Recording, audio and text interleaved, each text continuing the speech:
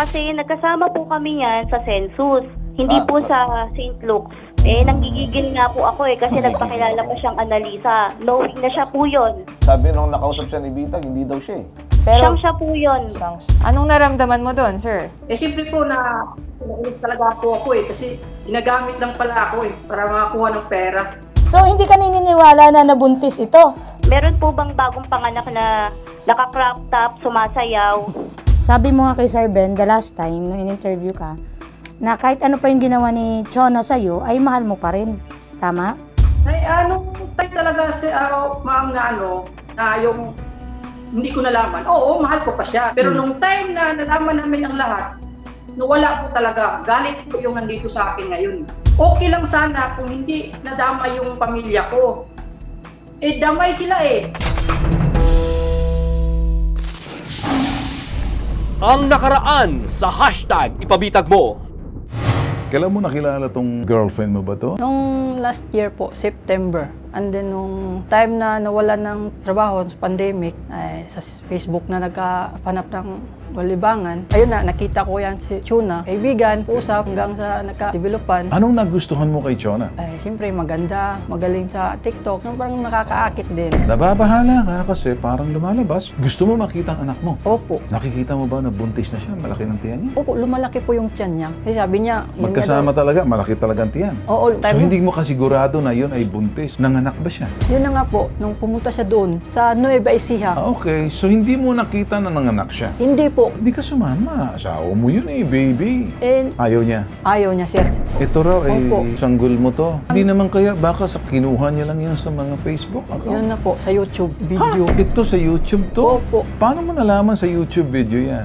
Unti-unti siyang lumalabas sa Facebook ng kapatid ko yung mga ebidensya na hindi totoo. Ano sa palagay mo? Na niloloko ka lang? Or Parang niloloko talaga, sir. magkano lahat ang mga nabigay mo sa kanya? Almost 100 po. 100,000. 100. Pagtingin ko sa bata, siyempre, ako ama, siyempre, may awa ako Gusto ko mabuhay Hiniling ko sa Panginoon na, Lord, sana kahit ito na lang isa, bigay mo sa akin. Hello, Chona. Hindi po to si Chona. Sino po to? Si Annalisa po to. Kilala mo, Annalisa, si Benji Morga? Hindi ko po kilala. Naawa naman kasi ako. Parang alam mo naman kung Naawa po kayo dyan. Annalisa, magreklamo. bakit parang umiiwas ka? Tumutulong na nga kami kay Chona, iniiwas mo, ang dami mo nang sinabi. Nagalit din po kasi ako kay Benji. Kilala mo si Benji? Hindi po. Paano ka nagagalit? Hindi mo pala... Sige, tumahimik ka na lang dyan. Isa ka pang lintik sa... Niloloko ka. Chona, yung mga ginagawa mo sa akin, may araw din yan. Kaalaman tayo, marap ka sa akin. Kita tayo ng maayos, usap tayo kung sino talagang nagsabi ng totoo. Ang sumbong muling iimbestigahan at aaksyonan sa hashtag ipabitag mo. Nagpapakilalang dating kaibigan ay naloko din daw nitong si Chona. Ngayon, ang gagawin natin, kakausapin natin tong si Risa, na kaibigan ni Chona. Hello po, magandang tanghali. Opo. Ma'am Risa, naka-live tayo ha. Naka-ere po kayo ngayon. Sige po. Okay. Paano nyo nalaman, Ma'am Risa, yung sumbong against kay Chona Remedios? Isang araw may tumawag po sa akin na number lang. Hindi ko po alam na si Benji pala yun. Nakita daw po niya yung number ko dun sa naiwan niyang notebook. Bali, kinontak niya, nung tumawag po siya sa akin, nagtanong siya, kinamusta po? Kamusta na daw si Chona?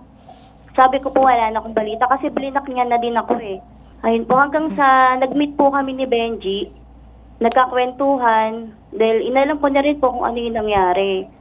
Hindi na pala sila nagsasama. Hanggang sa marami na rin po ako nalaman na mga sinabi niya about sa akin, na mga kasiraan po. Ma'am Risa, gaano mo kakilala itong si Chona? Nagkakilala po kami niyan nung naging magkatrabaho kami sa Motorpool. Nagsisensus po kami. Nagsisensus, Ma'am Risa? Yung nangangatok-ngatok sa bahay? Opo. Pero yung sabi, para sa mga household. Pero ang sabi sa amin ni Benji, nurse daw to si Ma'am Chona. Hindi ko po alam sa kanya kung saan niya napulot yun. Kasi nagkasama po kami yan sa census. Hindi po sa St. Luke's. Census. Census. Baka nabingi lang si Benji, ang dinig niya, St. Luke's. Yung pala, census. Yun na nga din pong nakakatawa, ma'am. Kasi ginawa niya rin ako ng kwento na galing daw po akong St. Luke's. Yun ang pagpapakilala niya sa akin kay Benji. Dati daw po akong nurse dyan na natanggal dahil nakita daw po sa CCTV na naglalabas ako ng mga gamot. Ibig sabihin, nagnanakaw daw po ako.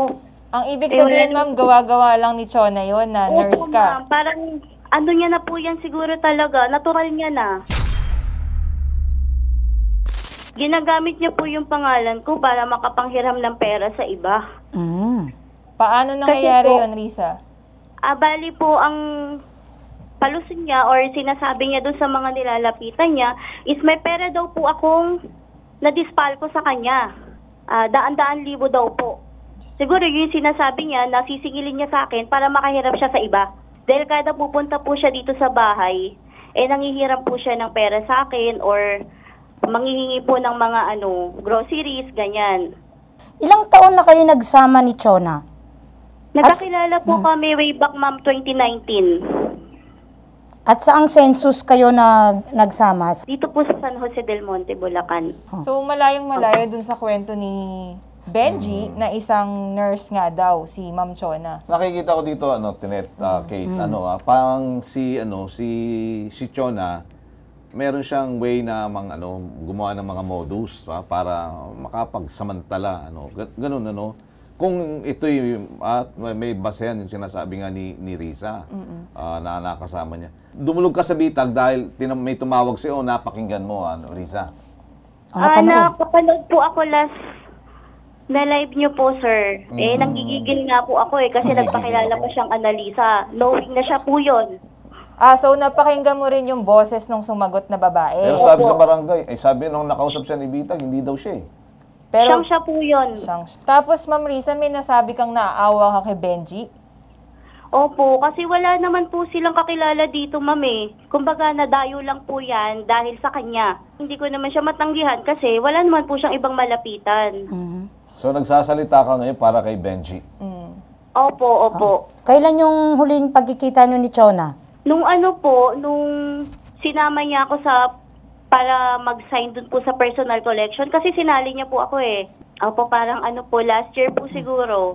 Matanong ko sa'yo, ikaw ba naniniwala na nabuntis ito? Tingin ko po hindi, ma'am kasi medyo na-stalk ko po yung TikTok account niya. Meron po bang bagong panganak na naka-crop top, sumasayaw?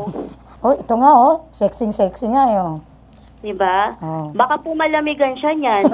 So, hindi ka naniniwala na nabuntis ito? At ang sinasabi nito, kambal pa ang pinagbubuntis. Yes. Bilib naman po ako sa taas ng collagen ng katawan niya. Ako nga po, 6 years na yung bunso ko, may stretch mark pa So, naikwento niya, po, may isa bang pagkakataon na nag-usap yan, naikwento niya itong kanyang karelasyon kay Benji? Opo, dinala niya po yan dito sa bahay. Pinakilala niya po. Ang pagpapakilala pa niya, sir, tomboy daw po yan, si Benji. LGBT daw po si Benji. Yun ang pakilala ni Chona sa kanila. So, madalit sabi, hindi naman matagal kayong nagkatrabaho nitong gaano katagal? 2 buwan, 3 buwan? 3 buwan nga ba? Tama ba pagkakaroon? Opo, sa trabaho po, mga ganun po, mga 3 buwan. Pero nung nagkakilala na po kami, pumupunta-punta na po siya dito sa bahay. So, parang naging magkaibigan po ganun. Okay. Kaya medyo naano po ako na parang nabaliktad. Ako po pala yung may utang sa kanya, hindi po pala siya. Pero nung time na ano bang lifestyle nitong ni Chona? Na mahilig ba to sa gadget? Mahilig ba sa ayos ba? O laging nagmumall? Ano ba? Kasi parang nakikita natin, parang matinding pangangailangan nito Yun nga po, hindi mo naman makita kung saan niya dinala. May gusto ka bang sabihin ka sa kaibigan mong si Chona? Ate Chong, kung nakikinig ka man, di pa naman siguro huli yung lahat, taong ka pang magbago. Harapin mo lang kung ano yung mga nagawa mo. Siguro naman patatawarin ka niyan, basta sincere ka. Tumawag na ba sa'yo si Chona? Hindi po tumawag, sir. Pero nag-text ko sa kapon.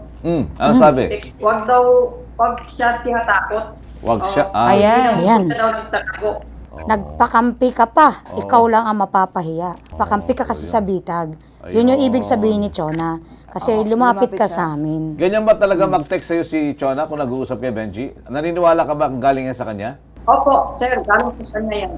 Text po niya yan Sir Benji, narinig mo siguro yung interview namin kay Riza, Ma'am Riza. Pinakilala ka daw as LGBT sa kanila?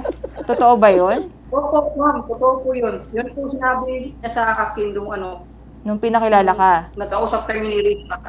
Opo, na yun nga po, LGBT ako. Tapos pinipirahan niya daw ako. Yun ang pakilala dun sa mga ibang tao.